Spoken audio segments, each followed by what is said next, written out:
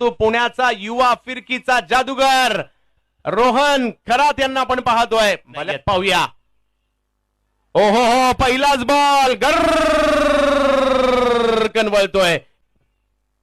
यावेळेला फटका खेळलाय खरा, परंतु टायमिंग नाहीये.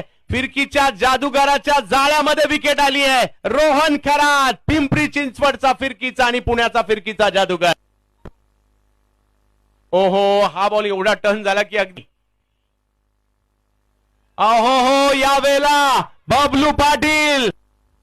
ये स्लोवर वन, पहले ही जगत ने बताया था अगली गेंद स्लोवर वन आ सकती है. प्रशांत रेडी थे उसके लिए, लेकिन बाउंड्री लाइन के बाहर नहीं बेच पाए.